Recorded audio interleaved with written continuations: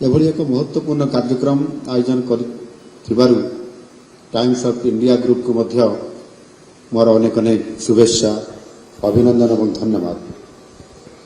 बंधुगण, केउ कालरू आमर कथा अच्छी स्वास्थ्य ही संपद, स्वास्थ्य ही प्रकृत संपद।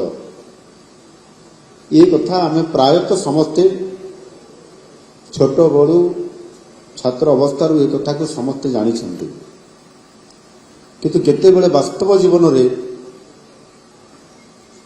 एहाकू आमे केते गुरुत्व दे काम करूछंती, केते आम जीवन रे आम निज प्रति निज स्वास्थ्य प्रति जत्नवान होउछंती, ये कथा आपण माने समस्ते निजे निजे अनुभव भी करुथिबे। जो महापुरुष माने ये कथा को कहिथिले सेमाने जानिथिले स्वास्थ्यर प्रकृत रे गुरुत्व केते, कारण उत्तम स्वास्थ्य नथिले संपत्ति अर्जन करिबा ये केबे संभव नुह।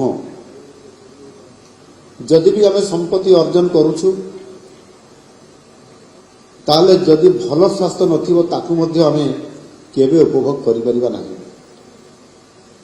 आमर शरीरर प्रकृतिर एभली एक जटिल सृष्टि अछि जे सेतिरे समग्र विश्व ब्रह्मांडर तत्व मध्य रहिछि। ताकू सुस्थ रखिबा आमर मौलिक ये दायित्व, किंतु एही मौलिक सत्य को अनेक समय आमे जानि सुनी अवहेला करिथाउ आ निजे मध्य अनेक समय निज पाई निजे अनेक समस्या सृष्टि करिथाउ एवं निज जीवन रे एइथि पाई अग्रगति करिबारे मध्य आमे बहुत कष्ट अनुभव करिथाउ। आ ये कथाटी सामान्य कथा नुहे। जदि यह को आमे पूरा समाजर अधिकांश लोकंक मध्यरे यही उदाहरण देखिया पाई पाइबा ताहले निश्चित भाव रे यह एक हेल्थ क्राइसिस भावे आम सामने उभा हम।